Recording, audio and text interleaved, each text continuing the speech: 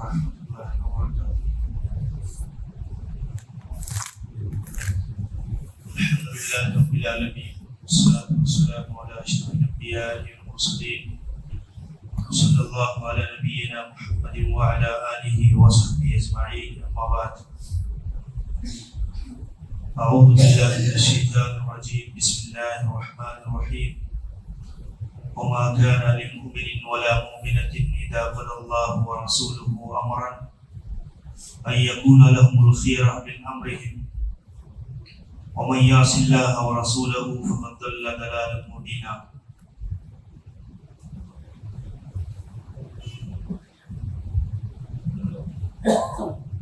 بات چل رہی تھی کہ انسان کی گمراہی کے اسباب کیا ہے اور ایک آدمی راہ حق سے انحراف کیسے کر جاتا ہے۔ اس میں کچھ باتیں بیان ہوئی تھی۔ چوتھی بات یہ ہے کہ تقدیم العقل علی النقل، یعنی ایک آدمی کا وحی الہی سے بڑھ کر کے اپنی عقل پر اعتماد کرنا اور اپنی عقل کو، اپنی سوچ کو، اپنی فکر کو اللہ اور اس کے رسول سے پڑھ کر کے اہمیت دینا، یہ بہت بنیادی چیز ہے۔ اور خصوصاً پڑھا لکھا طبقہ، ایسے افراد، ایسے لوگ جو اچھی خاصی تعلیم یافتہ لوگ ہوتے ہیں، وہ عموماً اس راستے سے گمراہی کا شکار ہو جاتے ہیں۔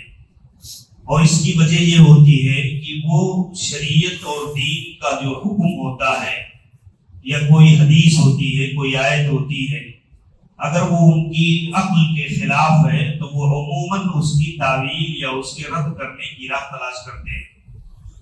جبکہ ایک مسلمان کو حکم یہ دیا گیا ہے کہ آدمی اللہ اور اس کے رسول کے حکم کی تابعداری کرے، چاہے آدمی کی عقل کے موافق ہو یا عقل کے مخالف ہو۔ ویسے علماء نے لکھا ہے کہ کوئی بھی کتاب و سنت کی تعلیم انسان کی عقل کے خلاف نہیں ہے، انسانی فطرت کے خلاف نہیں ہے۔ اللہ تبارک و تعالی ہماری عقل کا خالق ہے اور اللہ رب العزت نے ہی یہ شریعت اور یہ دین بنایا ہے، تو اس کی بنیاد پر کوئی بھی عقل صحیح، یہ نقل صحیح کے خلاف نہیں ہو سکتی ہے، وہ یہ الہی کے خلاف نہیں ہو سکتی ہے۔ اگر صحیح معنوں میں کسی آدمی کے اندر عقل ہو، شعور ہو، سمجھ ہو اور وہ شریعت کے اصول، قاعدے اور ضوابط کو جانتا اور سمجھتا ہو، تو وہ کبھی جو ہے کتاب و سنت کے کسی نص اور دلیل کے خلاف نہیں جائے گا۔ اور اسی طور پر اللہ تعالیٰ نے اس دین میں جو چیزیں رکھی ہیں وہ فطری ہیں۔ آدمی کی عقل جو ہے، یہ ہم اور آپ جانتے ہیں کہ انسان کی عقل کیا ہے، یہ ناقص ہے۔ آدمی کا عقل تام نہیں ہے، انسان کی عقل ناقص ہے۔ انسان کیا ہے، آپ دیکھیں کہ ایک آدمی کسی چیز، کوئی چیز جانتا ہے، علم رکھتا ہے یا پسند کرتا ہے، لیکن وہی چیز ہے دوسرا آدمی نہیں جانتا، دوسرا آدمی نہیں پسند کرتا۔ اس کی بنیاد پر عقل ناقص ہے، لیکن وحی الہی معصوم ہے۔ اللہ رب العزت کی جو وحی ہے قرآن و سنت کی شکل میں، یہ معصوم ہے۔ اب ایک انسان کی دیوانگی کی کیفیت اس حد تک بڑھ جائے کہ ایک آدمی اپنی ناقص عقل سے وحی الہی پر اعتراض کرے۔ مثلا جیسے آپ دیکھیں حدیث ذبابہ، مشہور حدیث ہے کہ اللہ کے نبی علیہ السلام نے بیان فرمایا، اذا وقع الذباب فی شراب احدکم، یا اس طرح کے الفاظ ہیں کہ اگر مکھی تمہارے کھانے پینے کی کسی چیز میں گر جائے تو فلیغمسہ، تو تم اسے ڈبو دو، ثم اطرحہ، پھر اسے پھینک دو نکال کر کے۔ اب لوگ آپ دیکھیں عموماً منکرین حدیث یا ایک بہت بڑا ٹولہ، اس نے کیا کیا، اس حدیث کا اس لیے انکار کیا کہ یہ حدیث ہماری عقل میں نہیں آتی۔ ہماری عقل میں اس لیے نہیں آتی ہے کہ مکھی ایک تو گر گئی دودھ کے اندر یا چائے کے اندر یا کسی چیز میں، اب پھر جو ہے اس کو ہم پھر دوبارہ ڈبوئے اس کے اندر پھر نکالیں، تو کہتے ہیں ہماری عقل اس کو قبول نہیں کرتی۔ جبکہ اللہ کے نبی علیہ الصلوۃ والسلام نے خود اس حدیث کے اندر اس کی وجہ بھی بتائی. آپ نے فرمایا صحیح ہے کہ حدیث ہے یہ صحیح بخاری کی. آپ دیکھیں کہ اللہ کے نبی نے اس کی وجہ بھی بتائی کہ مکھی جب گرتی ہے تو اپنے بائیں پر کے بل گرتی ہے اور اس میں داغ ہوتی ہے, بیماریاں ہوتی ہیں, زہریلے جراثیم ہوتے ہیں, اور اس کے دائیں پر میں اللہ تعالیٰ نے شفا رکھی ہے. اس کی بنیاد پر اس کو ڈبو دو گے تو دونوں چیزیں کیا ہو جائیں گی, خراب ہو جائیں گی. اب یہ اللہ تعالیٰ نے وحی کے ذریعہ سے ہمیں اس کی خبر دے دی. حالانکہ اس دور میں تو بہت سارے سائنس نے بھی اس کی تحقیق کیا ہے. تو اب اللہ تعالیٰ نے اگر اس کی خبر دی اپنے رسول کو, اور رسول نے ہمیں اور آپ کو یہ چیز بتا دی, تو اب کسی مسلمان کے لیے یہ حق باقی نہیں رہ جاتا کہ اپنی عقل کی بنیاد پر کہے کہ یہ چیز ہمیں سمجھ میں نہیں آتی ہے. تو اس کی بنیاد پر کبھی ایک مسلمان کو اپنی عقل کو شریعت سے بالا تر نہیں سمجھنا چاہیے. عقل اس وقت تک بہتر دے گی. عقل کیا ہے؟ اللہ کی ایک عظیم نعمت ہے. عقل عظیم نعمت ہے اللہ تعالیٰ کی, اور عقل کے ذریعہ سے صحیح استعمال کر کے کتنے آپ دیکھیں سلف کے علماء نے کتنے عظیم الشان خدمات انجام دیے. ایک ایک حدیثوں سے سینکڑوں مسئلوں کا استنباط کیا, اللہ کے دین کی خدمت کی, قرآن کی تفسیر کیا, عقل کا صحیح استعمال کر کے. لیکن یہی عقل جب فاسد ہو جاتی ہے, آدمی عقل کو اللہ تعالیٰ کی وحی پر فوقیت دینے لگتا ہے اور شریعت کے ہر چیز کو اپنے عقل کے معیار پر پرکھنے لگتا ہے, جبکہ عقل تابع ہونی چاہیے شریعت کے نص کے دلیل کے. شریعت اور دلیل سے بڑھ کر کے عقل کی اہمیت نہیں ہے. اس کی بنیاد پر ایک آدمی کو یہ حکم دیا گیا ہے کہ اللہ اس آیت کریمہ کے اندر اللہ تعالیٰ نے بیان فرمایا وَمَا كَانَ لِمُؤْمِنٍ وَلَا مُؤْمِنَةٍ, کسی بھی مسلمان مرد اور عورت کے لیے یہ روا نہیں ہے کہ اذا قضى الله ورسوله امرا, جب اللہ اور اس کے رسول کسی معاملے میں فیصلہ کر دے, ان يكون لهم الخيار من امرهم, تو ان کا کوئی اختیار اس معاملے میں باقی رہ جائے کہ وہ کہیں نہیں میری رائے یہ ہے یا میں اس چیز کو ایسا سمجھتا ہوں. یہ چیز نہیں ہے شریعت کے اندر. شریعت کے اندر سموتات کا جذبہ, اور جب آدمی عقل کا استعمال اس طور پر کرتا ہے تو عموماً گمراہ. آپ دیکھیں کہ سابقہ جتنے گمراہ جماعتیں ہیں, چاہے معتزلہ ہوں, روافض ہوں, خوارج ہوں, یا اس قسم کے جتنے گروپ پائے جاتے ہیں اہل بدعت کے, اس میں آپ دیکھیں گے تو یہی چیز آپ کو نظر آئے گی. یہی چیز نظر آئے گی کہ انہوں نے عموماً شریعت کے کسی حکم کو لیا, چاہے وہ اسماء و صفات کا مسئلہ ہو, عقیدے کا مسئلہ ہو, ایمانیات کا مسئلہ ہو, اور بہت ساری چیزوں میں انہوں نے اسی چیز کو, اسی حربے کو اپنایا اور گمراہی کا شکار ہوئے.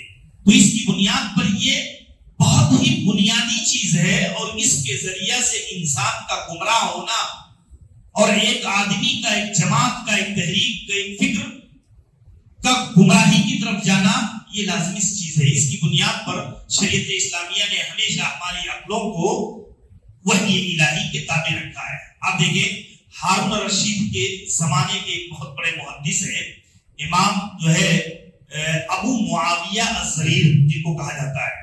ابو معاویہ الزریر یہ محدث ہیں اور ہارون رشید کے استاد بھی ہیں. ہارون رشید کے بادشاہ جاتے ہیں بنو عباسیہ کا جو ہے, اور اس طور پر جو ہے یہ حدیثیں پڑھایا کرتے تھے. ایک بار یہ حدیث کا درس دے رہے تھے اور احتج آدم و موسیٰ والی حدیث بیان کیا, جو مشہور حدیث ہے جو ہے تقدیر کے مسئلے میں, صحیح بخاری کے اندر اور دیگر حدیث کتابوں میں, کہ حضرت موسیٰ اور حضرت آدم علیہ السلام کے درمیان تقدیر کے مسئلے پر تھوڑی سی بحث ہوئی, اور اس میں حضرت موسیٰ علیہ السلام نے حضرت آدم علیہ السلام پر یہ جو ہے نکیر کیا کہ آپ نے اس شجرہ ممنوعہ کا جو ہے پھل کھایا اور اس کی بنیاد پر ہمیں دنیا کے اندر بھیج دیا گیا. اگر آپ نے یہ غلطی نہ کی ہوتی تو ہم جو ہے جنت کے اندر ہوتے. تو حضرت آدم علیہ السلام نے اس کا رد اس طور پر کیا کہ یہ اللہ تعالیٰ کی تقدیر کا فیصلہ تھا.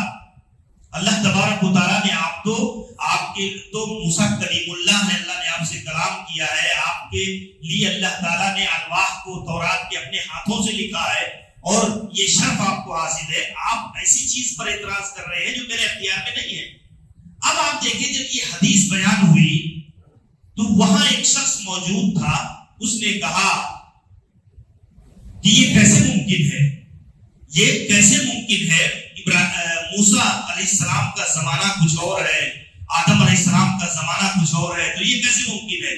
جبکہ آپ دیکھیں یہ وحی الہی ہے، اس میں تعین نہیں ہے ملاقات کی کہ حضرت آدم اور حضرت موسیٰ علیہ السلام کی ملاقات کہاں ہوئی، حضرت موسیٰ اور حضرت آدم علیہ السلام کی ملاقات کہاں ہوئی، اس کی تعین حدیث کے اندر نہیں ہے، اور نہ اس میں کھود کرید کی جو ہے شریعت نے اجازت دیا ہے۔